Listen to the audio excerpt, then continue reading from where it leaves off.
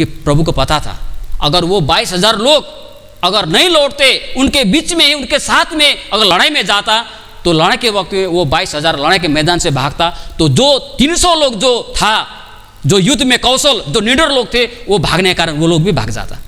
सभी को जय मसीह। आज का जो हम लोगों ने जो बाइबल पाठ किया यूहन्ना सुसमाचार से, वो हमारे लिए नया नहीं है। और शीर्षक में ही क्या दिया है, लिखा है कि जन्म के अंधे को दृष्टिदान।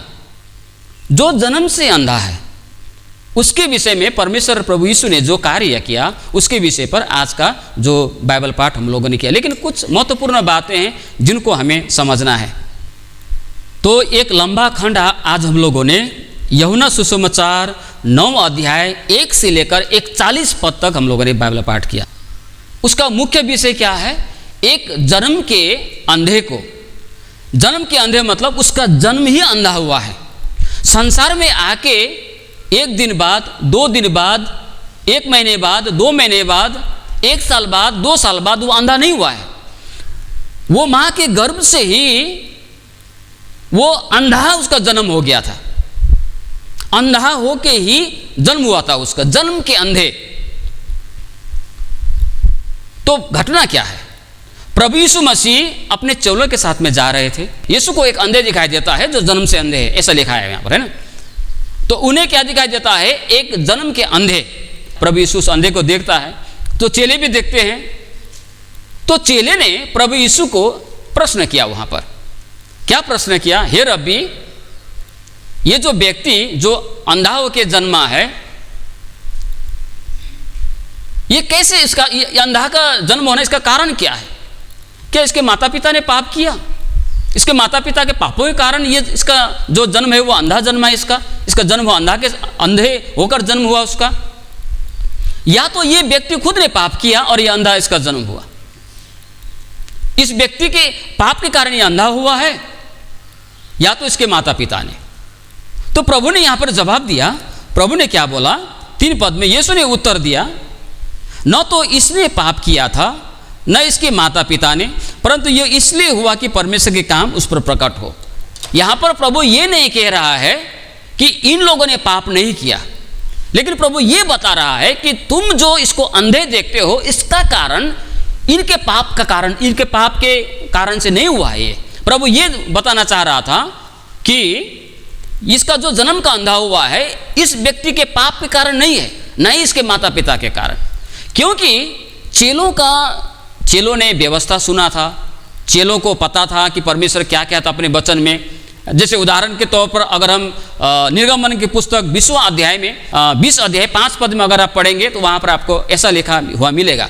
प्रभु यहोवा ने बोला, मैं यहोवा जलन रखने वाला तुम्हारा प्रभु हूँ, मैं यहोवा जलन रखने वाला तुम्हारा परमेश्वर हूँ, और जो मेरे बैरी है, जो मेरे बैरी है, जो मेरे बैरी बनकर जीते हैं, जो मेरे मुझसे बैर रखते हैं, उनके बच्चों के साथ, उनके बेटे बेटियों के साथ, उनके जितने भी पीढ़ी है, उनका समेत में मेरा दंड रहेगा। इस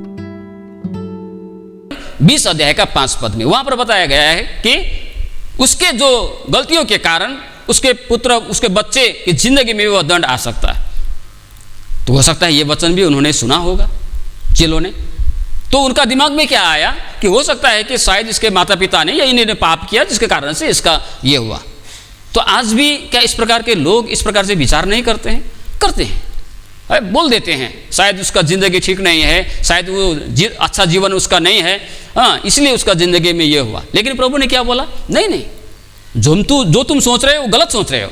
प्रभु ने क्या बोला, जो तुम कह रहे हो, जो तुम सोच रहे हो, तुम गलत सोच रहे हो, क्योंकि जो इसका जन्म हुआ है इसका पाप के कारण से नहीं, इसके माता पिता ने पाप किया इसलिए इसका जन्म नहीं हुआ है अंधा जन्म। लेकिन क्यों हुआ है, इसमें परमेश्वर का काम प्रकट हो। हालेलुया, परमेश्वर का काम प्रकट हो, इस जन्म के अंधे के जीवन में परमेश्वर का काम हो, तो इसलिए इसका अंधा होने का जन्म हुआ। 9 अध्याय, इसी सुसमाचार 9 अध्याय, यूहन्ना 9 अध्याय में ही अगर यहाँ पर मार्था मरियम ने जब अपने भाई लाजर का जब बीमार होने का जब खबर प्रभु यीशु के पास में भेजता है, तो प्रभु यीशु ने वहाँ पर क्या बोला, नीचे में लिखा है, ये बीमार मृत्यु का कारण नहीं है, ये बीमार मृत्यु होने के लिए नहीं है, लेकिन इसमें ये लाजर जो बीमार हुआ है, इसमें परमेश्वर का काम प्रकट हो, परमेश्वर की महिमा के लिए ये बीमारी है बोल के बोला।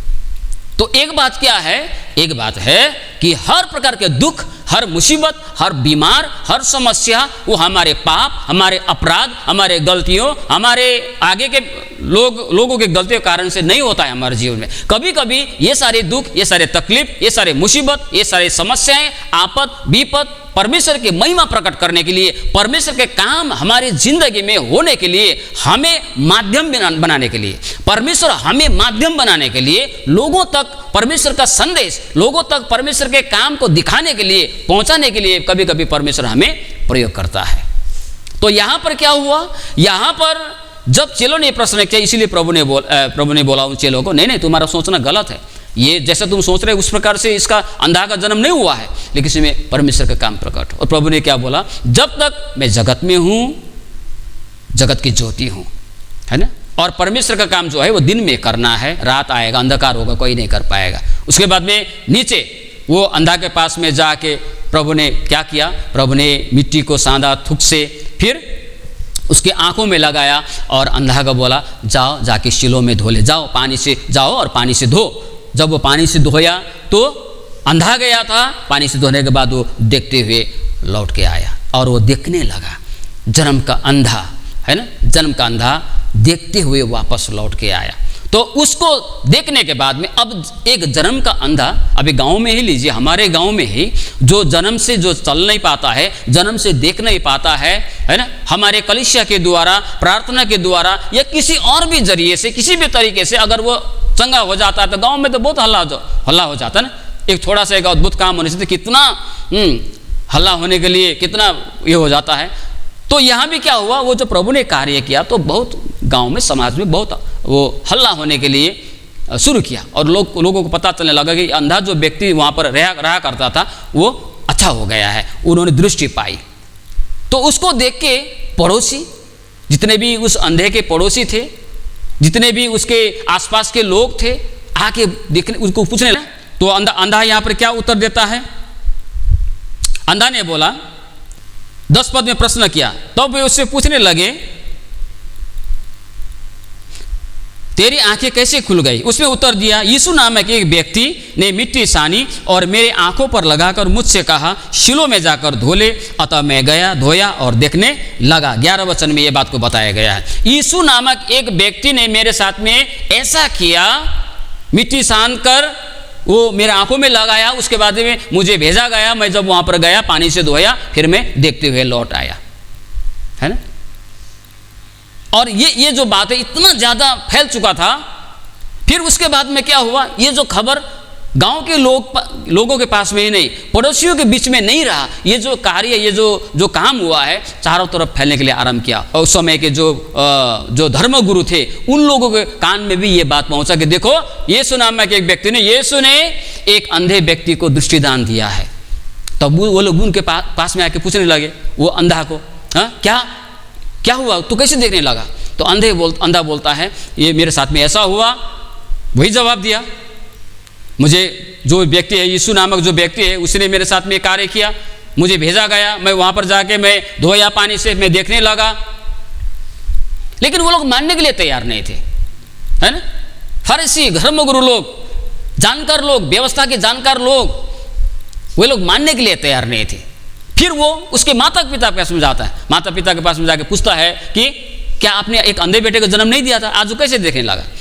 तो उसके माता पिता को मालूम था, लेकिन उन्होंने नहीं बताया। वो क्या बोला, हाँ मेरा बेटा, हम लोगों का बेटा जो जन्म हुआ वो अंधा ही जन्म हुआ था, है ना। लेकिन वो भी देखता है, लेकिन हमें नहीं पता, हमें नहीं मालूम कि कैसे देखा, किसने उसको अच्छा किया, क्या पता था वो लोग को, लेकिन इसलिए नहीं बताया क्योंकि उस समय क्या हुआ था, अगर यीशु को कोई भविष्यवक्ता बताएगा तो उसको आराधनालय से निकाला जाएगा, अभी का भाषा में बोले से चर्च से निकाला जाएगा। तो इस डर से उन्होंने नहीं बताया। उन्होंने क्या बोला, मेरा बेटा बड़ा है, जवान है, बड़ा है, वो बुद्धि समझदार है, उसको पास में जाके पूछो। तो फिर वे लोग फिर उसके पास में आता है, अंधे के पास में, फिर पूछता है तू कैसे अच्छा हुआ। तो यहाँ पर थोड़ा झुंझलाता है अंधा व्यक्ति, अरे मैंने आपको पहले ही कई बार बता चुका, लेकिन आप लोग बार बार पूछ रहा है कि आप लोग भी उसका चेला होना चाहता है क्या। बोल के बोला तो वो लोग गुस्सा से बोलने लगा उस अंधा के ऊपर में, है ना। कई वहाँ पर ऐसे भी लिखा है वो तो पापी है, वो तो अधर्मी है। तो अंधा ये भी बोलता है वो अधर्मी है, पापी है, मुझे नहीं पता, लेकिन मैं इतना जानता हूँ कि मैं अंधा था पहले, अभी मैं देखता हूँ, है ना। बाद में फिर जब उसको ये सब गवाही के बाद में अंधा को आराधनालय से निकाला जाता है, जब उसको निकाला जाता है तो प्रभु यीशु को जब ये सुनाई पड़ता है तो प्रभु यीशु मसीह अंधे के पास में आता है। तो अंधे के पास में आके प्रभु क्या बोलता है यहाँ पर नीचे 35 पद में, यीशु ने सुना कि उन्होंने उसे अर्थात अंधे को बाहर निकाल दिया है, और जब उससे भेंट हुई तो कहा क्या तू परमेश्वर के पुत्र पर विश्वास करता है। हे प्रभु वो कौन है कि मैं उस पर विश्वास करूं। अंधे का जो जवाब था, कौन है। तो प्रभु ने बोला तुमने देखा भी है, और जो अब तुझसे जो बात कर रहा है वही है। तो वहाँ वो प्रभु को दंडवत करता है और कहता है हे प्रभु मैं विश्वास करता हूँ, और उसे दंडवत किया। और उस अंधे ने उसके बाद में जब प्रभु ने बताया कि प्रभु जब पता चला कि मेरा आँख देने वाला, मुझे स्वस्थ करने वाला, मुझे दृष्टिदान देने वाला और कोई नहीं, यही व्यक्ति है, तो उन्होंने उसको दंडवत किया और उन पर विश्वास किया। यहाँ पर कुछ लोग हैं, जैसे उदाहरण के लिए मैं आपको बताऊंगा, तो जो पड़ोसी लोग हैं, पड़ोसी लोग जो फरीसी लोग हैं, पड़ोसी लोग हैं, ये दो प्रकार के लोग इस बात को मानने के लिए तैयार नहीं है कि अंधे को दृष्टिदान मिला है और यीशु के द्वारा हुआ है। ये लोग ऐसे लोग हैं, ये लोग कोई साधारण लोग नहीं थे, ये लोग यहूदी लोग थे। ये लोग आराधनालय में जाके परमेश्वर की आराधना करने वाले लोग थे। ये लोग परमेश्वर यहोवा परमेश्वर को मानने वाले लोग थे, व्यवस्था को अध्ययन करने वाले लोग थे, व्यवस्था के विषय में जानने वाले लोग थे। लेकिन ऐसे होने के बावजूद भी ये लोग ये विश्वास नहीं कर पा रहे थे, ये लोग स्वीकार नहीं कर पा रहे थे कि यीशु के द्वारा ये कार्य हुआ। लेकिन इनका परंपरा, इनका काम, इनका जो रीति विधि है उसको देखिए। लेकिन क्या है, ये लोग अंत में प्रभु बोलता है तुम अंधे हो, तुम अंधे हो, तुम्हारा शरीर का आंख भले ही खुला है लेकिन तुम अंदर से बिल्कुल तुम अंधकार, तुम अंधेरा हो, तुम अंधे हो बोल के प्रभु बोलता है। कई बार हम लोगों के जीवन में भी, हमारा विश्वासी जीवन में भी हम लोग ऐसे ही होते हैं। हमारे पास में सब कुछ होता है ना। हम विश्वास करते हैं, बोलते हैं, हमारे चर्च की परंपराएं हैं, हम लोग प्रार्थना करते हैं, आराधना करते हैं, अभी हमारा सेंट प्रेयर चल रहा, हम लोग सब कुछ करते हैं, भेंटों को देते हैं, गीतों को गाते हैं, सब कुछ करते हैं। लेकिन इसके बावजूद भी है ना, जो अंदर की जो बातें, कभी कभी प्रभु से संबंधित, परमेश्वर से संबंधित बातों को हम लोग स्वीकार नहीं कर पाते हैं। मन में हमेशा एक अविश्वास, भले ही हम कार्य करते हैं। ये यहूदी लोग, ये फारिसी लोग, ये धर्मगुरु लोग कर रहे थे, वे लोग सब कुछ व्यवस्था पालन कर रहे थे, आराधना कर रहे थे, भेंटों को दे रहे थे, सब कुछ कर रहे थे। लेकिन जब विश्वास करने की बातें आई जो प्रभु के संबंध में, ये लोग विश्वास ही नहीं कर पाए जो उन्हें करना चाहिए था। हमारा जिंदगी में भी ऐसा सब कुछ होता है, सब कुछ करते हुए भी हमेशा कभी कभी हमारे मन में कई सारे अविश्वास की बातें जो हमारे मन में घूमते रहता है।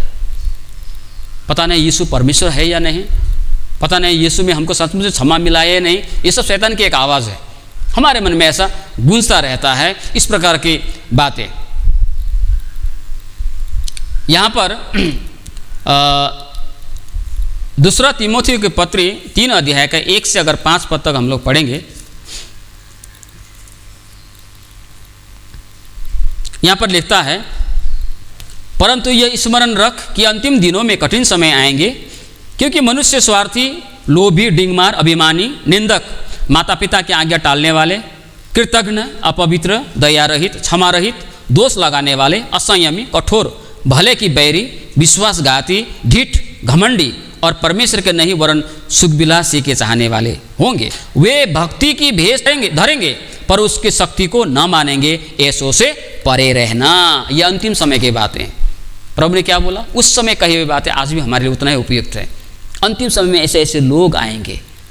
और 5 पद में क्या, सारी बातों को बताने के बाद 5 पद में क्या लिखा है, लिखता है वहाँ पर भक्ति का भेष तो धारण करेंगे। ये भक्ति का भेष क्या है? भक्ति से संबंधित बातें जो दिखाने वाली बातें हैं सब है, लेकिन उसकी शक्ति है ना, उस भक्ति में जो शक्ति है, जो शक्ति होनी चाहिए, जो सामर्थ्य की बातें हैं, उससे वो बिल्कुल परे हैं। पौलुस बोलता है ऐसे लोगों से दूर रहना। सिर्फ भेष धारण करने वाले, हम लोग क्रिश्चियन है ना, हमारा एक रूप बाहर जो है परिवर्तन हो गया है, हमारा आराधना करने का जगह परिवर्तन हो गया है? हमारी दंडवत करने का जगह परिवर्तन हो गया, देने की जगह परिवर्तन हो गया, हमारी परंपराएं परिवर्तन हो गया, हमारे पर्व में परिवर्तन आ गया, हमारी वेशभूषा में परिवर्तन आ गया। बहुत अच्छी बात है, लेकिन जब विश्वास की बातें आती है, ये सब तो वो लोग भी करते थे, लेकिन पुत्र के ऊपर में जब विश्वास की बातें, उसके कहे हुए वचन पर विश्वास की बातें आती है, तो उसमें वो लोग असफल हो गए। हम लोग भी ऐसा ही होते हैं कभी कभी। तो यहाँ पर क्या बताया गया है? यहाँ पर बताया गया है कि ये लोग ऐसे लोग हैं जो भक्ति का भेष धारण करते हैं लेकिन शक्ति को इनकार करते हैं। रोमी के पत्री 1 अध्याय और उसका 19 से लेकर 24 तक यहाँ पर और एक बातें लिखा है। रोमी के पत्री 1 अध्याय 19 से लेकर 24 पद तक, ध्यान से सुनिए। इसलिए कि परमेश्वर के विषय के ज्ञान और इसलिए कि परमेश्वर के विषय का ज्ञान उनके मनों में प्रकट है, क्योंकि परमेश्वर ने उन पर प्रकट किया है उसके अनदेखे गुण और उसके सनातन सामर्थ और परमेश्वरत्व जगत की सृष्टि के समय से उसके कामों के दिखने में आते हैं, यहाँ तक कि वह निरुत्तर है। इस कारण परमेश्वर के जानने पर भी उन्होंने परमेश्वर के योग्य बढ़ाई और धन्यवाद न किया, परंतु व्यर्थ विचार करने लगे और यहाँ तक कि उनका निर्बुद्धि मन अंधेरा हो गया। वे अपने आप को बुद्धिमान जताकर मूर्ख बन गया। और नीचे और भी बातें लिखी है, इसलिए परमेश्वर ने उनको छोड़ दिया। परमेश्वर के काम को देखने के बावजूद भी, जिस प्रकार अभी के ये घटना में फारिसियों ने प्रभु यीशु द्वारा अद्भुत किए गए काम को देखने के बावजूद प्रभु यीशु के ऊपर विश्वास नहीं किया। हम लोग भी वैसा ही होते हैं। तो कभी कभी हम लोग क्या करते हैं, हम लोग जो है सब कुछ हमारे आंखों के सामने हो रहा होता है, परमेश्वर के कार्य हमको दिखाई पड़ता हो, महसूस करते हैं, अनुभव करते हैं, लेकिन फिर भी हम क्या करते हैं, हम स्वीकार नहीं कर पाते हैं इस धर्मगुरुओं के समान। और प्रभु ने कहा मैंने उसको छोड़ दिया, त्याग दिया बोल के इस प्रकार से बताता है। इसलिए प्रियो, हमें सिर्फ कपड़े परिवर्तन करने की जरूरत नहीं, सिर्फ भेष को धारण करने की जरूरत नहीं है। भेष सिर्फ धारण नहीं करना, लेकिन उसके शक्ति, उसके सच्चाई को, उसमें जो हमें करनी चाहिए उसको भी हमें पालन करनी चाहिए और उसके ऊपर भी हमारा जीवन होनी चाहिए। और दूसरी बात मैंने पहले आपको बताया चेले के विषय में। चेले को धारणा क्या था, पाप के कारण वो आया होगा। मैंने पहले आपको बताया ऐसा हमेशा होता नहीं है। कभी कभी क्या है, हमारे जिंदगी में, हमारे जीवन में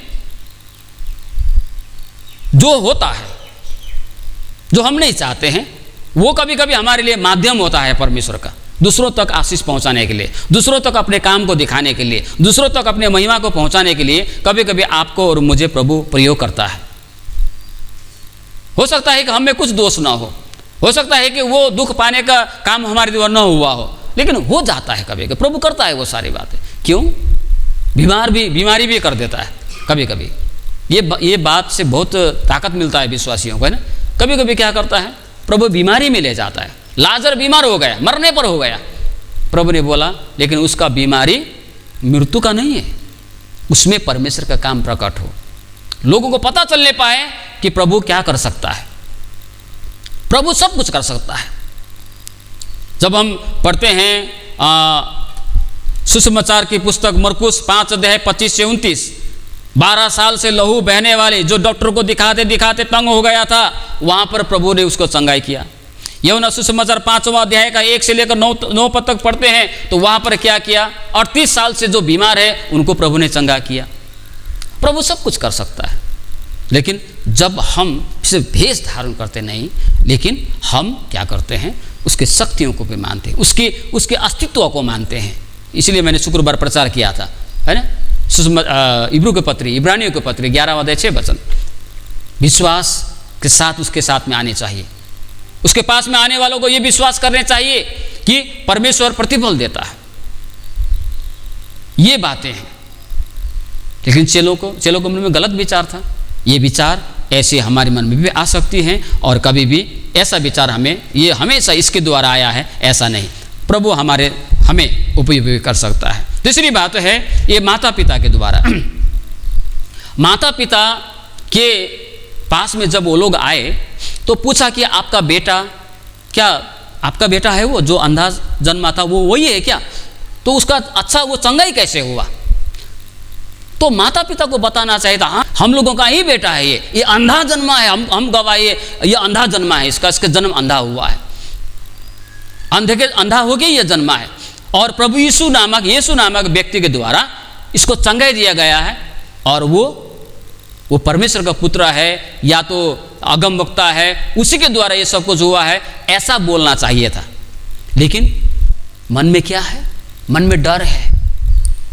मन में डर होने के कारण ये डर है उसके उन दोनों के हृदय में, माता पिता के हृदय में, कि कहीं अगर मैं अपने बच्चों के विषय में ये कह दूं तो कहीं हमें भी आराधनालय से, हमें भी समाज से बाहर न किया जाए, हमें भी संगति से बाहर न किया जाए, कहीं उनसे हमें गांव से अलग न कर दिया जाए। ऐसा एक डर उन माता पिता के हृदय में बसा हुआ था। ये भय, ये डर हमारे जीवन में आने वाले आशीषों को रोक देता है। ये डर जब हमारे जीवन में होता है, हमारे हृदय में होता है, तो ये डर ही है जो कई बार परमेश्वर के आशीष को हमारे जीवन में, हमारे परिवार में हम लोग उसको प्राप्त नहीं कर पाते हैं, इस डर के कारण, है ना। कई माता पिता ऐसे होते हैं, बच्चे को छोड़ देते हैं, चर्च में आके लोग बोलते हैं मेरा बेटा को आप रखिए, मेरी बेटी को आप रखिए, चर्च में आप संगति में रखिए, और चंगाई हो जाता है तो ओ अच्छा हो गया, आप ले जाइए। लेकिन वो कभी इस बात को स्वीकारता नहीं है कि चर्च के मेरा बच्चा अच्छा हुआ, इतने साल से बीमार था, इतने साल से पागल था, इतने साल से दुष्ट आत्मा के ग्रसित था, लेकिन प्रभु यीशु ने चर्च जाके अच्छा किया। वो लोग ये भी इतना तक भी बोल देते हैं, लेकिन वो लोग का मन में एक भय होता है, इस बात को वो लोग खुलेआम स्वीकार करता नहीं है, उसे एक डर रहता है। ये डर जो है ना, ये डर प्रभु चाहता है कि हमारे लोग डर के बिना जिए। 365 से भी ज़्यादा बार बाइबल में डरो मत शब्द का प्रयोग किया गया है। कभी कभी जो डर प्रभु शायद उस वक्त में उस माता पिता बोलते तो वहाँ पर कितना और भी प्रभु का काम होता। प्रभु चाहता है बिना डर के जिए। कभी कभी डर हमारे जीवन में आए हुए आशीष को खो देता है ना। गिदोन तो एक साधारण व्यक्ति था, स्वर्गदूत आके बोलता तू तो बहुत बड़ा शूरवीर है। तो जब मिद्यानियों के विरुद्ध में जब लड़ाई करने के लिए भेज रहा था प्रभु, तो प्रभु ने क्या बोला गिदोन को? यहोवा परमेश्वर ने बोला जो तेरे साथ में है वो बहुत ज़्यादा है, वो तेरे साथ में है वो बहुत ज़्यादा है, और जो डरता हो, जो डरपोक है, उससे कहे वो चला जाए। और पता है आपको उस दिन कितना वो 32,000 लोगों में कितना लोग लौटे? 22,000 लोग लौट गए जो लोग डरपोक थे, क्योंकि प्रभु को पता था अगर वो 22,000 लोग अगर नहीं लौटते, उनके बीच में, उनके साथ में अगर लड़ाई में जाता, तो लड़ाई के वक्त में वो 22,000 लड़ाई के मैदान से भागता, तो जो 300 लोग जो था, जो युद्ध में कौशल, जो निडर लोग थे, वो भागने के कारण वो लोग भी भाग जाता। नहीं भागता क्या? भागता। वो 300 लोग भी भाग जाता। जो 22,000 लोग, इसलिए प्रभु ने बोला जो डरपोक है उन लोग को बोलिए, वो लोग को बोलो घर जाने के लिए। और उसमें भी फिर बचा, वहाँ पर जो 10,000 बचा था, 32,000 में 22,000 लोग डरपोक लोग चला गया, बचा 10,000 लोग। 10,000 में भी प्रभु बोलता है, क्या बोलता है? और भी ज़्यादा है। और अंत में कितना हुआ?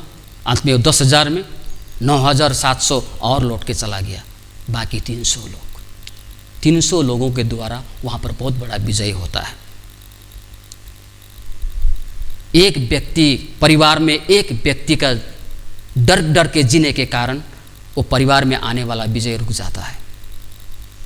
एक व्यक्ति डर डर के जीने के कारण, एक व्यक्ति डर के बंधन में पड़ा होने के कारण वो परिवार में आने वाले आशीष रुक सकता है, वो परिवार में आने वाले विजय रुक सकता है। इसलिए प्रभु चाहता है कि हम डर डर के नहीं परंतु विजय के साथ जीत के अनुभव करते हुए जिए, डर के नहीं। हमारा परिवार, हमारा समाज परमेश्वर का है, उसे आशीषित होना है, वो आशीष की जगह है। लेकिन एक डरपोक के वजह से, डरने के कारण से वो जगह जो है वो शैतान के हाथ में जा सकता है। इसलिए प्रभु ने हमको डर डर के जीने के लिए नहीं सिखाया है। हमें हमारे डर को हमें हटाना है ना। जब हम डर को हटा देते हैं, कई सारे डर अभी हमारे मन में रहता है, पता नहीं क्या होगा, ये होगा, वो होगा, इस प्रकार के डर डर के जीने के लिए प्रभु ने हमको नहीं बुलाया है। तिमोथी के पत्र है ना, 2 तिमोथी 1:7 हो सकता है, मैं श्योर नहीं हूँ, वहाँ पर लिखा होगा प्रभु ने हमें डर के नहीं परंतु शक्ति की आत्मा, सामर्थ्य की आत्मा दी है। ये सारी बातें वहाँ पर बताया गया है। लेकिन ये माता पिता डर गए, उस गवाही को बताने से डर गए, उस डर को वो क्या करके वो छिपा के रखा, उस गवाही को छिपा के रखा डर के कारण। और वो लोग डर के कारण बता ही नहीं पाए। लेकिन उस दिन माता पिता अगर बोलते तो शायद उस दिन में यहाँ पर कहानी शायद दूसरा और होता, या जो आज हम कहानी पढ़ रहे हैं उस वक्त में माता पिता ने जमकर अगर गवाही दिया होता बिना डर के, हिम्मत के साथ में, हाँ मेरा बेटा अंधा जन्मा था, हाँ मेरा बेटा अंधा था, लेकिन आज इसको दृष्टिदान मिला है। और किसके द्वारा है? यीशु नामक जो खुद को मसीहा बताता है, अभिषिक्त जन बताता है, उसी के द्वारा होता। और तो आज यहाँ पर कहानी इस सुसमाचार में 9 अध्याय में कहानी कुछ और होता, इस प्रकार की बातें। और अंतिम जो बातें हैं वो है ये अंधा व्यक्ति ने बड़ा गजब का बात यहाँ पर एक कहा है। वो क्या है? वो बात है, बहुत सारी बातें उन्होंने गवाही दी है और उन्हें हिम्मत के साथ में गवाही दी, प्रभु को विश्वास किया, बहुत सारी बातें हैं। लेकिन एक बात है 25 पद में, मैं नहीं जानता कि वो पापी है या नहीं, मैं एक बात को जानता हूं कि मैं पहले अंधा था अब दिखता हूं। अंधा ने बोला मुझे नहीं पता है यीशु कैसा, कौन है, वो पापी है, अधर्मी है, धर्मी है, मुझे कोई वास्ता नहीं, कोई मतलब नहीं है उससे। मुझे बस एक बात पता है कि मैं पहले अंधा था अब मैं देखता हूँ। ऐसे ही गवाही हमारी भी होनी चाहिए। हम लोग पहले पापी थे, अब उनके लहू के द्वारा हम लोग धर्मी ठहरे। हम लोग श्रापित थे, हम लोग आशीष में अभी लाए हैं उसके द्वारा। ये गवाही आज हमारे जीवन में भी होनी चाहिए। सो प्रभु इस वचनों में आशीष दे।